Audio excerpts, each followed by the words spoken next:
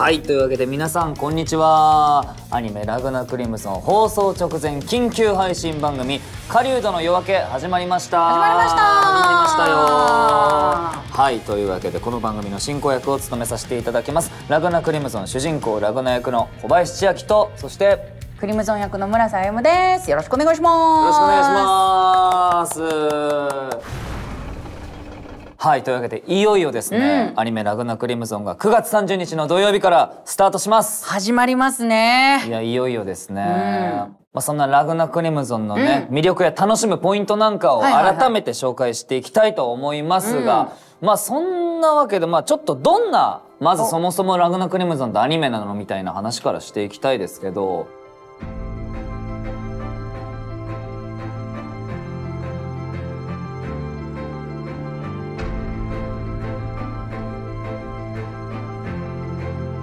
どんな一言でね表すの難しいですけど、なんだろうね、こう、もちろんバトルとかそういう戦闘面でもすごく熱いんだけど、意外とそのドラマ、一人一人にスポットが当たって、で人間が成長したりとか、やっぱ竜っていうその強大な存在に対してどう立ち向かっていくのかとか、あと逆にこう逃げちゃう人たちのその気持ちとか、そういう一人一人の結構物語にもすごくスポットが当たってて。だからただ単にそのバトル描写だけじゃなくて、そのドラマの方も結構見どころがあるというか、そうですね、結構戦闘シーンが漫画でもそうですけど重要な作品ではあるんですけど、何せね竜を狩る物語ですから。そうですね、でも物語の軸というか、軸はね、竜を狩っていくわけで、海竜とか上位竜とかいるんですけど、そう存在もね、上位竜がまたね1位から13位までね、13位以下にまであるんですけど、ランクがこうありましてね、それをどんどん倒していくっていう物語なんですけれども、ちょっとね一筋縄じゃいけない、一筋縄じゃ敵がいっぱい出てくるところに、ラグナとそして相棒のクリムゾンが一緒に仲良くね仲良くね、手と手を取り合って仲良くやっていくハートフルなおかしいもう最初から人心掌握。いやまださ物語みんなだって見てない人もいるから、見てる人もだってある意味原作をね読まれてる方もハートフルといえばハートフルかなってそれが人心掌握クリムゾンあれそっかってなっちゃうから、って催眠をちょっとしちゃってますけど、でもそんなアフレコもね僕ら結構もう進ませていただいてますけど、かなり後半の方を撮ってるんですけれども、いやねもうだいぶ濃厚な、今ね公開されてるキャスト情報だけでもすごいと思いますけど、っていうかすごいよね、本当にすごい。いやもうそうそうたるすごい。だってキャスト一覧バーッとこう見てもさ、なんかすごい作品の香りがするというか、結構そのあゆちゃまとその最初の方でアフレコしてる時って、2人ともね原作読んでるから、このキャラ誰がやるんだろうとか、全然その分かんないから予想しながら言ってるけど、こんな感じみたいな話をしてたよね。でも意外とちゃんとやっぱりそうだよねみたいな合ってる。例えばアルテマティアとかね、アルテマティアはねやっぱね、上様がね、上様がいいよなみたいな感じを言ってたらぴったりでね。あとなんかこのキャラこういう感じなんだみたいな感じで意外性もあるんだけど、聞いてるとやっぱそうかなんかこういうところがなんか良くて選ばれたんだなとか、そうなんですよ。後から分かってくる面白さも結構あってね。あとはそのファイルーズ愛演じるスライムオーディションをね、スライムオーディションはなんなら今でも開催中してないんですけどスライムっていうねなんだろうキャッチーな役をファイルーズ愛がね見事に演じてるがゆえに、あゆちゃまとか日高さんとかがちょっと私も本意気でやってみるみたいな感じで挑戦していく。やっぱ一回聞くとこう忘れられないキャラクターが多いんですけど、スライムってその最たる例なので、やっぱ我々はさそのアフレコの当初の時って意外と人数少なく撮ってて、ラグナとクリムゾンはずっと一緒だったんですけど、そうなると結構例えばスライムってさ、ラグナにも絡むし、他の新しく出てきた人たちにも結構絡むから、その人たちがどんな感じでスライムって芝居してるんだろうって分かんないかもしれないじゃん。確かにその初めてねスライムと掛け合う人は知らないかも。だからプロンプ役です。なるほど。プロンプをしてあげてるの優しい。普段ファイちゃんはこうやってるよっていうのをやりつつ、あわよくばその向こう側の監督とか音響監督にこういう役でこういう役もできますよってやってる。もう役もできますよじゃなくて、もうスライムもできるからスライムもやらせてくださいっていうのが。それがおかしいのよ。優しい。まあっていうのをね、まあ、ファイちゃんがいるところでもやったりやらなかったりしてまあ、ほとんどやろうとしてるんだけどファイちゃんがいる時はさすがに仕事の邪魔になっちゃうからね、うちうちで話してる時だけずっと真似してる一番やばいのよいないところでやるっていう。っていう感じでなんか我々のちょっと和気あいあいとした雰囲気もきっと伝わってるかと。結構シリアスな作品ではあるんですけど、まあ作ってる側はね、まあもちろん監督たちも含めですけど、結構和気あいあいと作らせていただいてます。いやでもさ話がちょっと尽きないんですけど、さっきねやっぱこのもちろん原作がね好きで楽しみにこう見てらっしゃる方たちは、あそこねとか多分分かってもらえたと思うんですよ、我々の話を。だけどもきっとまだ見てないよとか、あとアニメを楽しみにしてるから原作をまだ読み進めてないっていう方もいらっしゃると思いますので、あれを見てもらいましょう。あれ P から始まって V で終わるあれ、それしかないよじゃあちょっと皆さんにも最新プロモーションビデオ、PV の方をご覧いただきたいと思います。どうぞ。ラグナごめんね。こんなのがお前の未来、そして俺の過去だ。この世から一体残らず、この手で竜を狩り尽くす。これお前の強さをお前以上に効率よく私が使ってやる。クリムゾン、未来の俺たちが果たせなかったことを今度こそやろう。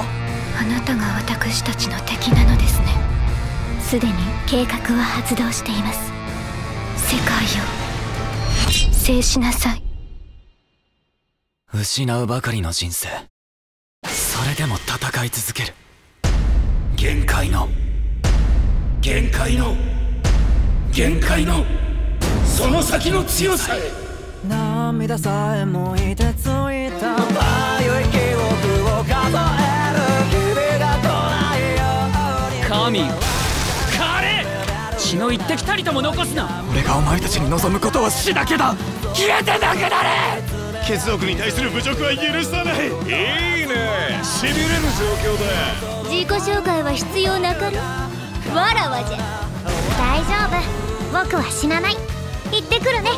せめてこの国の滅びをあなた方への手向けといたしましょう。お前が人々のためにできる一番の優しさはここで死ぬことだ。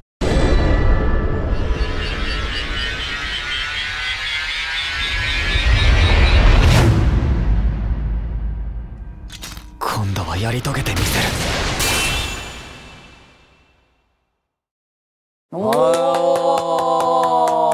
いや改めてね何度見てもこの PV めちゃくちゃすごいわけなんですけれども、いやめちゃくちゃかっこいいですよね。もうキャラクターがね、やっぱりまあ原作読んでる方ならもうニヤリとするようなあのキャラこのキャラいっぱい登場してるんですが、やっぱりスピード感がねちょっと PV なんで速いから、いい見応えがやっぱあるね。見応えはあるけれども、まあちょっと親切に一キャラ一キャラちょっと紹介していきませんかと。いいですよ、していきましょう。じゃあね。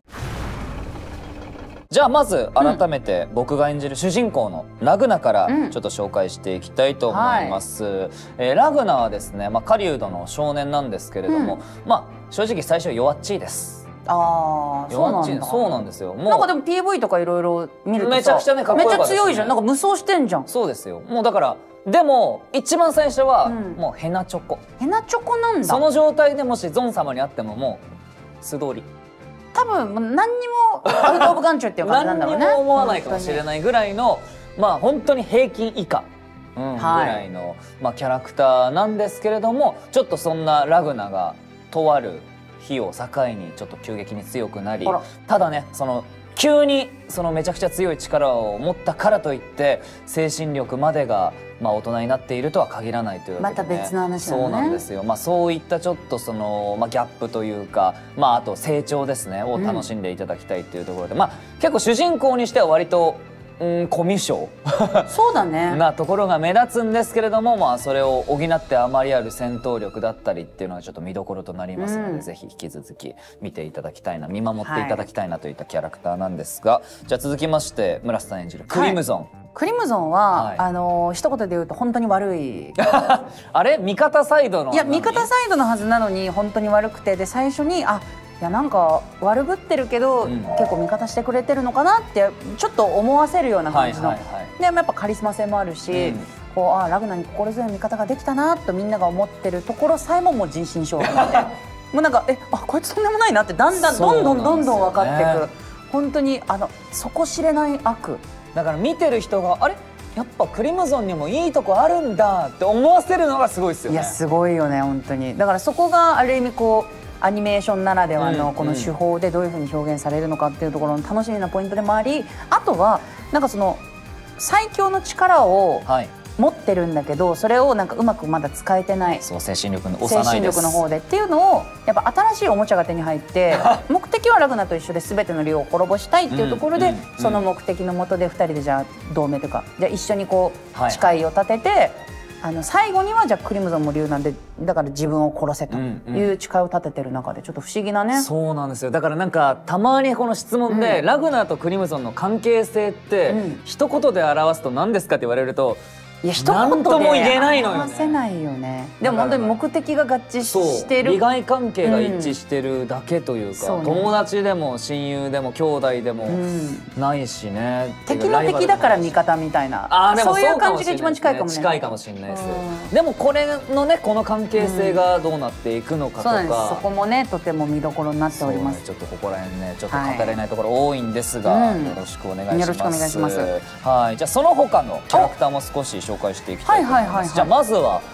ラグナがですね狩人になったきっかけでもあるレオニカ。もうレオのこと語らせたらもう一晩中いけちゃうんじゃないですか。もうあと8時間半いけます。いや俺の体力持たないから勘弁してずーっと行かせていただきます。もう大好きなんだよね。もう大好きです。ラグナが本当に狩人になろうって思えたきっかけがやっぱレオなので、少女なんですけれども、だけどもめちゃくちゃ狩人としての才能が神童ですから。神童レオニカなんですけど、そんな彼女と一緒に居続けたい、でこの思いがラグナの原動力なんですよね、最初の頃の。だから本当ラグナを語る上ではレオニカは外せない存在だし、でもこれが不思議なもんでレオンは圧倒的に強くてラグナはお荷物なんだけど、そんなレオからしてもラグナは切ってもう離せないような存在なんですよね。ここら辺はぜひアニメ本編を見ていただきたいんですけれども、ちょっとね続いての紹介いいですか。アルテマティアさんですね。そうですね。翼の血族っていう血族はいっぱい種類が6種類ありまして、そのうちの翼の血族ですごくね可愛らしい見た目と、で純朴とか純粋な、神に対する信仰心を持ってたりとか、ただなんか危うさを持ってたりね。たまにやっぱこのアニメの表現の方でも目がね、こう切ってなんかちょっと危ない感じになったりとか、でもとにかくその血族の味方というか自分の血族に対しては本当に優しいというか。そうなんですよね。なんか竜なんですけど、やっぱ人民になんかにも関心があって、この人たちを苦しませたくないっていうね。だから救済としてねいろいろやってるんだけど、そのやり方がちょっと危ないっていうところもあってね。クリムゾンよりよっぽど善なイメージ今のところありますけどね。全然善じゃないよ。全然むしろいや全然善じゃないから、あいつは悪だよ。でこっちはもうむしろ悪すぎて悪だから善だよ。何言ってるか忘れないで。じゃあカムイ。はい、カムイはですね、そのさっき言ってた翼の血族のナンバー2ですね。第2回。ちょっとこいつめちゃくちゃ強いんで要注目ですね。イケボで強くて雷使う人。はい、ちょっともう本当にネタバレなんであんま言えないっていうところで。あとはスターリアですね。スターリアは出てくるのがちょっと先なんですけど、でもワンクール目以内にはおそらく出てくるんじゃないのかな。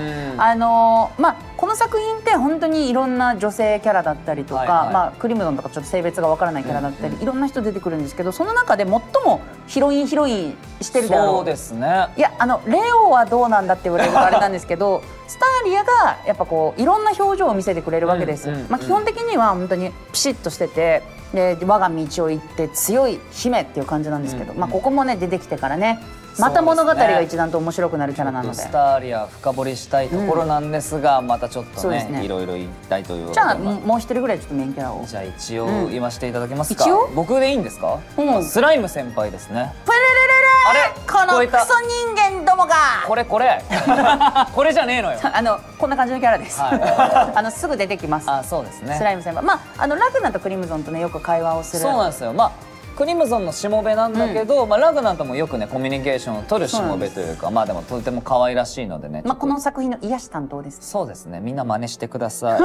というわけで本当に気になるキャラクターばかりなんですが、キャスト陣もね素晴らしい方たちばかりなので、ちょっと皆さんもねその本編の方楽しみにしていてください。はい。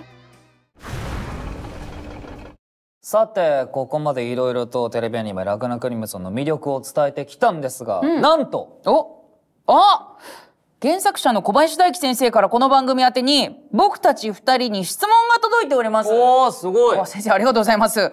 じゃあ僕から紹介させていただきますね。はい。ラグナ・クリムゾン原作者の小林大樹です。お二人に質問があります。まずその1、役を演じてみて難しかった点や面白かった点を教えてください。どうですか？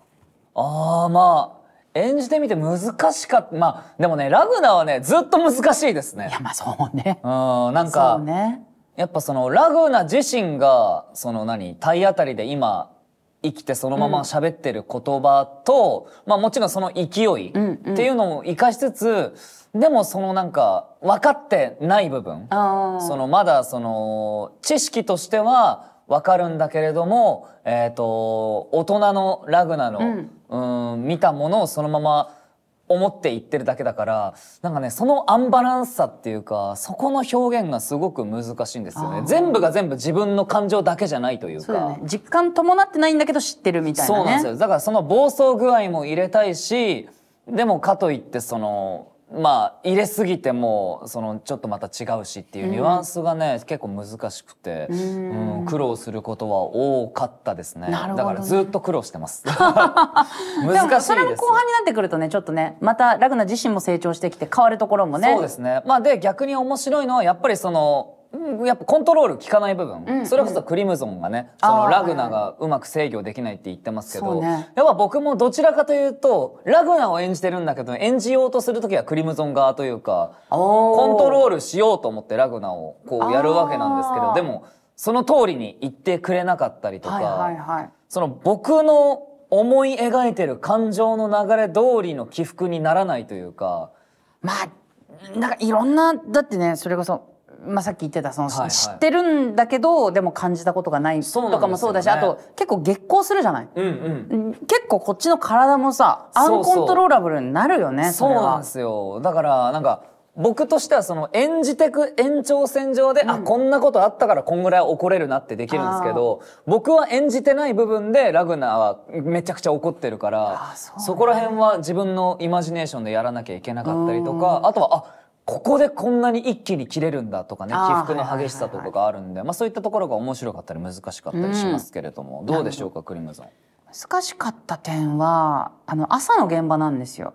その撮ってるのが。そうね。で朝ってやっぱりこう寝起きだからまだで、一応ねその朝からクリムゾンって結構いろんな声を使うというか、結構いろんな姿形を自由自在にできるので、それでいろんな役やるから、声もお風呂にね1時間ぐらい入って、で汗も流しながらちょっと発声して、で水飲んでこう現場行ってるんだけど、なんかねやっぱねセリフ言い始めた時にやっぱ朝ってちょっとこう絡みやすいのよ声が。わかります。ガラガラって物理的になって、ちょっとね、それが難しかった。自分のコンディションを朝整えるのが、めっちゃ物理的な。朝整えるの嫌なの本当に。めっちゃわかる。嫌なの。やっぱお互いにね結構長ゼリだったりその叫ぶシーンが多いじゃないですか。やっぱあれを朝出すって大変ですよね。きちんだよね。だからお互いになんかちょっと喉に飴とかなんかそのシロップ的なのを交換したりとか。そこは冗談半分でも本当で、やっぱ難しいんですよね役としても。めちゃくちゃ難しいですよ。今そのクリムゾンが何を考えてどういうふうにしてるかとか、本当に視野が広い人で、頭の回転がとにかくインテリジェンスにあふれてるので、そこを見失わないようにしてきちんと。このクリムゾンがすごいんだだけじゃなくて、どういうふうに見えててすごいのかってところまできちんとまた改めて原作読んで掘らなきゃなって毎回毎はやってますね。常に相手から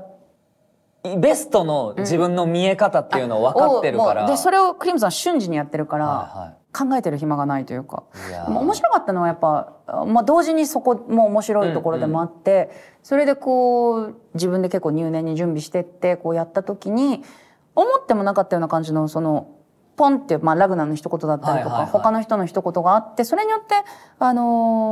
なんていうの、自分自身も反応するんだけどクリムゾンもなんか一緒に反応してくれるというか、村瀬さんの中に根付いてるクリムゾンが勝手にがなんかちゃんと言ってくれてる感じがあるから、あ、やっぱそうなんだとか、いやー面白いですよね。納得するとことなんか、あ、それクリムゾンそう考えるんだみたいな感じの、逆にこっちが考えさせられるとか。そうですね。だからこの現場あるあるかもしれないですね。もしかしたらその自分たちが思い描いてたものと違うものが違うものが多分ちょっと根付いてるパッション的なのが影響してるのかなと思いますね。じゃあその2、はい、自分が演じた役以外で好きなキャラクターまたは演じてみたいと思ったキャラはいますか？まあスライムです。もう演じてるけどね。違う、なんかすごく変な話だけど弱気な発言をすると、はい、クリムゾンをオーディションで受けさせていただいた時に、はいはい、絶対にもう自分がやりたいし自分以外がやるっていうの考えたくないけど、オーディションでやっぱ往々にして全然いっぱい落ちるものだし、ご縁いただけるのがありがたいと思うんですよ。だけどクリムゾン以外でなんかやれるとしたらスライムかネビュリムかなみたいな。もう俺にとってはもうその2択なの。そっか、もう今の村瀬さんのこのボディというか声質的にね、声でできるのがそこだからっていうので、なんか自分の実現可能なっていう意味で言うとやっぱその2人かな。どう？そっか、僕はもしそれで言うと僕は今の僕はできないけど、それこそ未来の僕に託したいのはやっぱカムイ。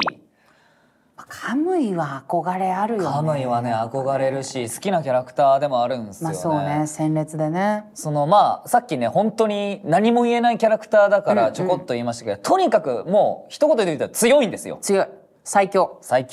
だからでもそれの説得力を出さなきゃそうねいけないっていうのもありつつ、でもやっぱね自由奔放、子供っぽさ、あれがねいいんですよね。ガキっぽさというかで、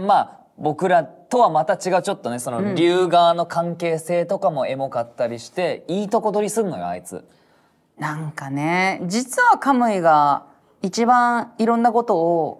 分かってたんじゃないかみたいな、感覚的な意味でとか。あいつ恋愛ゲームだったら一番人気なんだから。いやそう結局。いや大体ね、悪そうな男は人気あるの。もうね。ずるいのよね。それだったらクリムゾンが一番人気あるだろうがよ、どう考えてもよ。でもね、クリムゾンは僕が演じてみたいキャラその2かもしれないですね。いやそれはダメだよ。なんで？それはその1じゃないと絶対ダメだよ。それはその1じゃないともうそんなエントリーできません。その1です。じゃあ許してやろう。優しいな。じゃあその3、はい、印象に残ったシーン、セリフなどありますか？ちなみにこれネタバレがもしあったらピー音入れてくれるらしいんで。本当ですか？全然いいらしいです。じゃあ僕はですね、もう最新刊の滅竜同士に、クリムゾンが混ざってたシーン。オルゴールですね。はい、むちゃくちゃじゃん。全部 BBB になっちゃうけど。これはね先生用に今お届けしましたけど、でも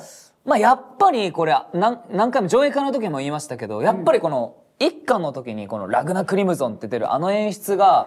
めちゃくちゃ鳥肌立ったんですよ。やっぱりかっこいいよね。めっちゃかっこよくて、あれが一番印象的というかインパクト、一番最初に植え付けられたのはあそこですね。これもう間違いなく面白いやつじゃんっていう。わかる。なんか読み進める手がもう止まんなかったよね、あの時点で。ラグナ・クリムゾンの意味ってここなのねというか、やっぱクリムゾンがねちょっと登場遅かったから、そうだね、いつクリムゾンが出てきてこのタイトルになってくんだろうと思ったんですけど、なるほどこの2人の物語になっていくんやここからっていうこのワクワク感が出始めたのがやっぱあそこだったので、ラグナ・クリムゾン、アニメでもねそれがどうなるかっていうのはねぜひご覧ください。どうですか？これはねでもすごい個人的に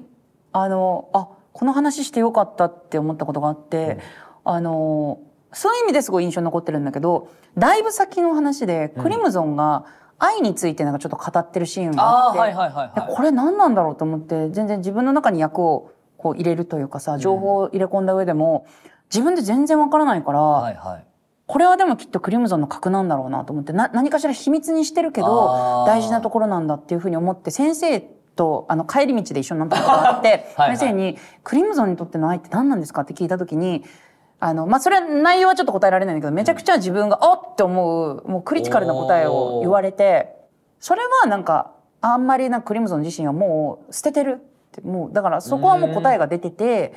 でこう自分がなんていうの、そこに対してセンチな気持ちだったりとか、何かそういう思い入れがあるわけではないみたいな感じの内容の話をねされて、あ、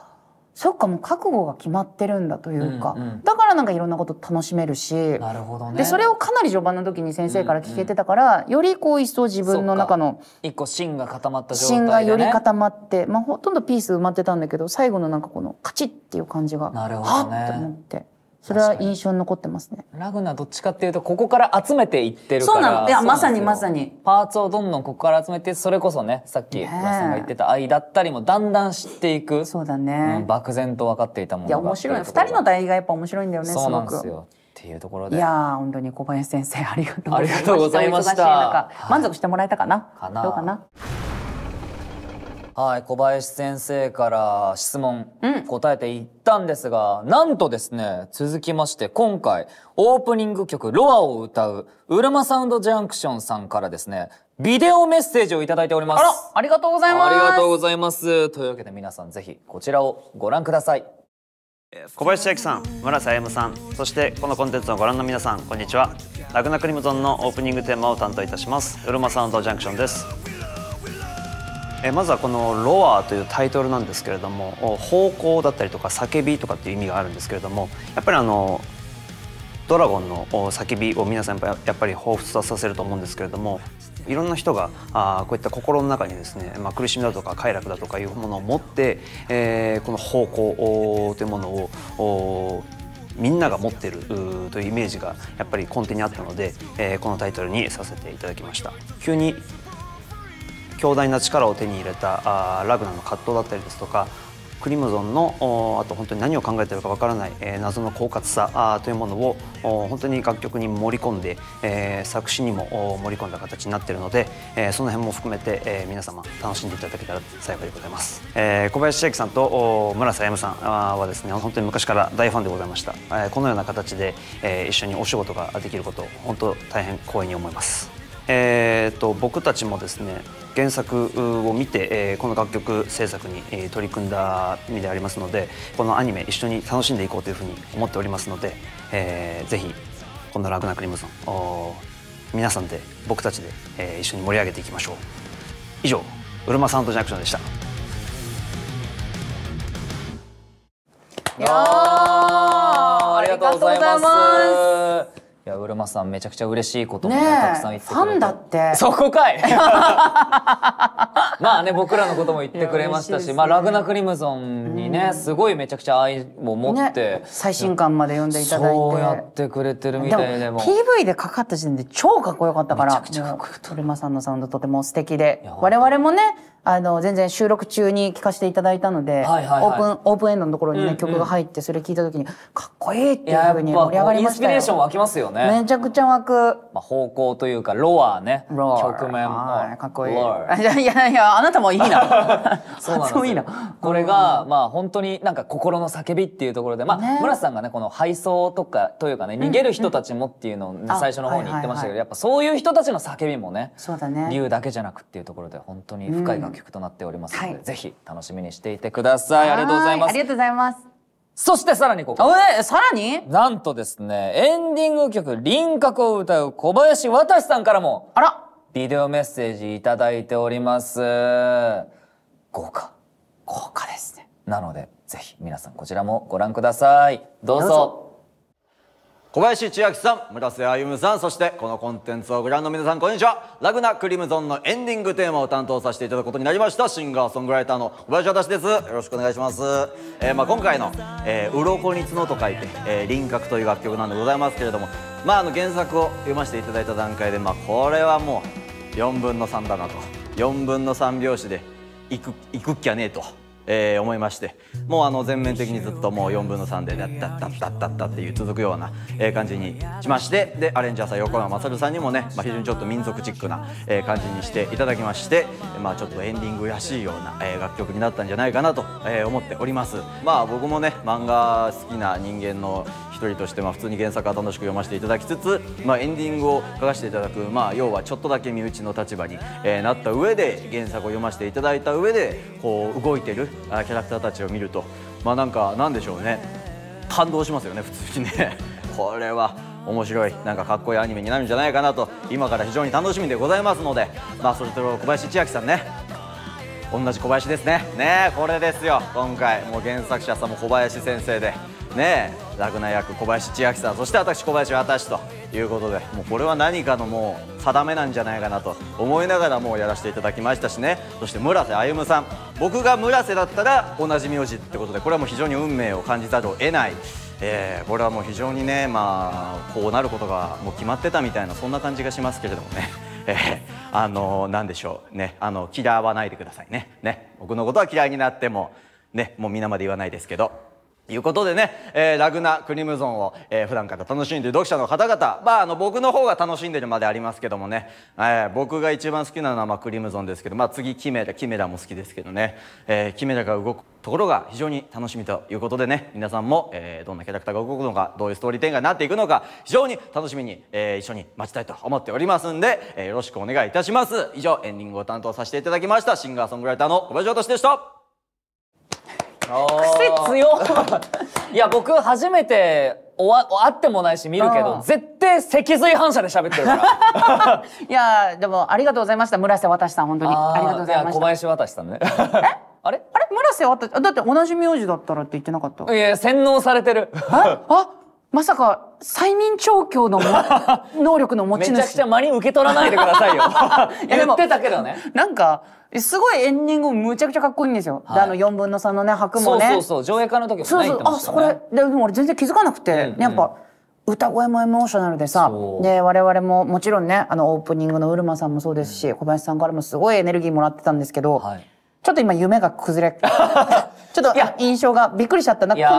こんないっぱい喋る。ご本人も言ってましたけど、小林渡さんのことは嫌いになっても楽曲のことは嫌いにならないでください。そうです。小林さんのことは嫌いになっていいんですよ。いや嫌いになれないよ、こんな面白い人のこと。いや本当に忙しい中ね、ありがとうございました。ありがとうございました。またね、本当我々もね一緒に喋る機会があったらね、ぜひぜひ喋ってみたいと思います。はい。ありがとうございます。さてここまで番組をご覧いただいていましたが、あっという間に終了の時間が近づいてきてしまいました。そしてですね、いよいよ始まるアニメラグナクリムゾン、初回は9月30日土曜日の1時間スペシャルでございます。そして連続2クールでお届けいたします。お楽しみに。ということでお相手はクリムゾン役の村瀬歩とラグナ役の小林千秋でした。バイバーイ。見てね。